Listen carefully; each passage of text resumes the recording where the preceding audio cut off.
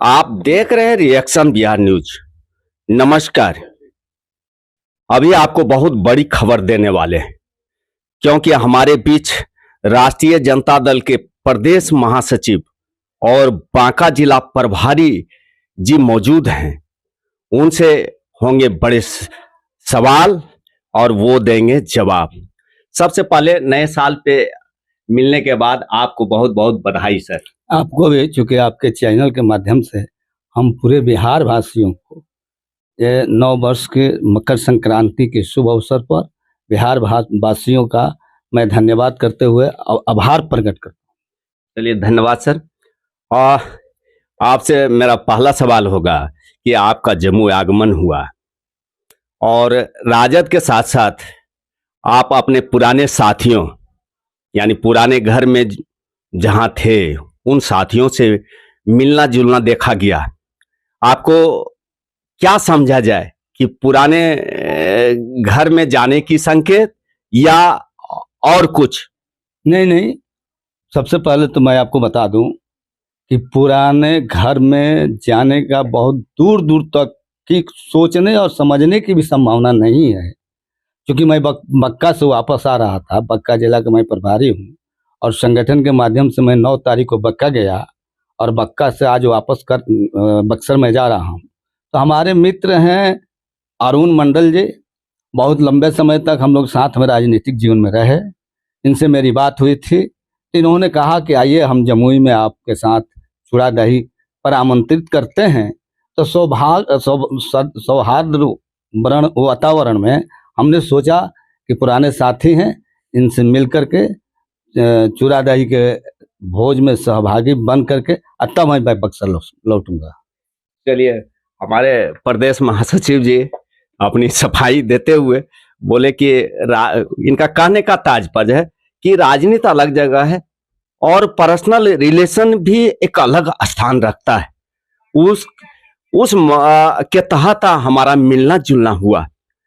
अब हम सर से जानेंगे कि आज जो ताजा खबर है कि नीतीश जी लालू जी के यहाँ चूड़ा दही के लिए जाना पहले से भी दरवाजा खोल के रखे हुए थे। क्या आने वाले दिन में कुछ होने वाला है क्या?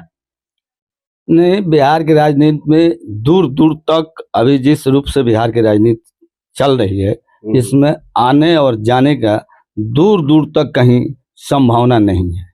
रहा आज चूड़ा दही पर आमंत्रण और आना जाना, ये एक परंपरा है हमारे बिहार के धरती पर। ऐतिहासिक सांस्कृतिक एक परंपरा है कि हम एक दूसरे से मिल करके इसको पर्व के रूप में हम मनाते हैं और चूड़ा दही खाते हैं। तो जो जिसके साथ संबंध है उस संबंध के आलोक में एक दूसरे के साथ मिल करके चूड़ा दही खाते हैं। मैं मानता हूं कि आदरणीय राष्ट्रीय जनता दल के राष्ट्रीय अध्यक्ष आदरणीय लालू प्रसाद यादव जी और बिहार के लोकप्रिय मुख्यमंत्री नीतीश कुमार जी बहुत लंबे समय तक बिहार के राजनीति में, भारत के राजनीति में रहे हैं। तो आज सौहार्दपूर्ण वातावरण में एक साथ चूड़ा दही का माने साथ में बैठ करके खाना और बिहार वासियों को सौहार्द के वातावरण बनाने के लिए एक संदेश देना, इससे अधिक कुछ नहीं। इससे अधिक कुछ नहीं है। लेकिन सर, लास्ट सवाल हमारा ये होगा कि तेजस्वी जी द्वारा बहुत सारे योजनाएं हैं को एकदम दिया जा रहा है, जैसे माई बहन योजना, इस तरह के बहुत सारे योजना जनता के बीच घोषणा कर रहे हैं। तो 2025 जो विधानसभा चुनाव होने वाला है उसमें आप अपने आप माने बिहार विधानसभा में पार्टी अपने आप को कहां समझती है, क्या समझती है, कितना सीट लाने वाले?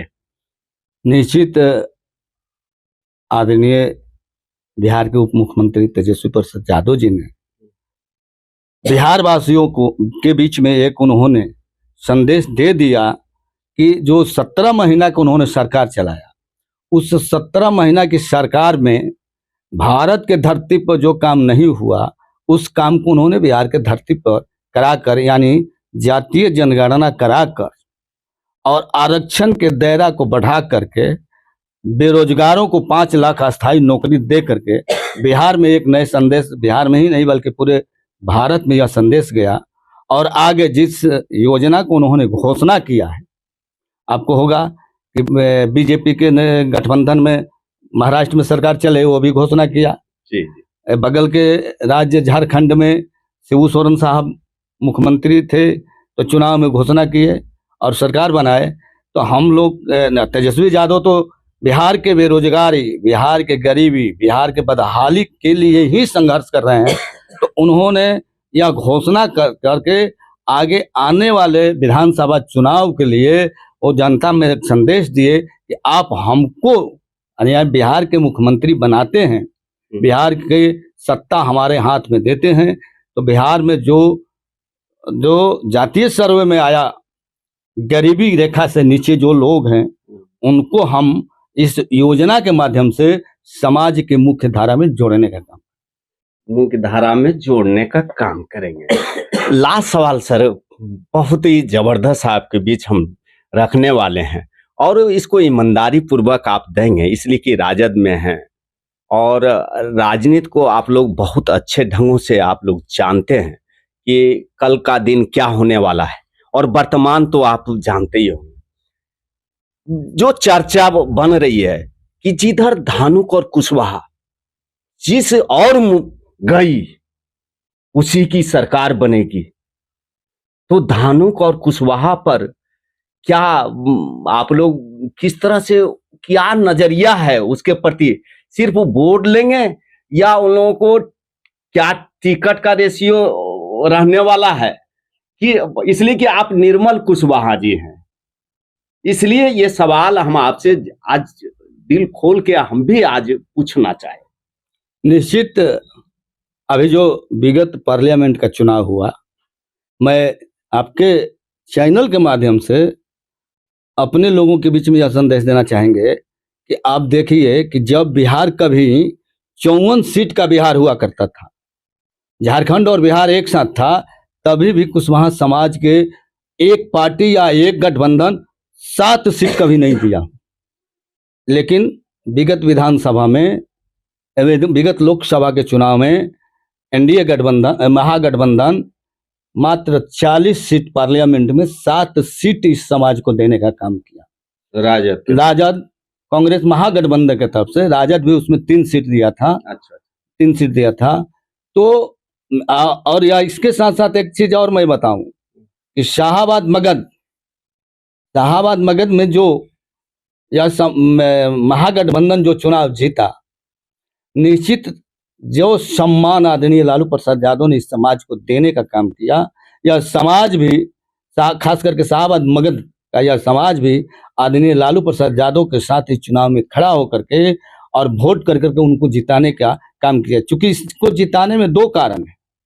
एक तो आदरणीय लालू प्रसाद यादव, तेजस्वी प्रसाद यादव जी जिस विचारधारा से बिहार में राजनीति कर रहे हैं, जिस विचारधारा को लेकर के आगे बढ़ रहे हैं, वो कभी उसी विचारधारा की लड़ाई आदरणीय शहीद जगदेव बाबू ने लड़ा था बिहार के धरती, जिनकी शहादत हुई थी।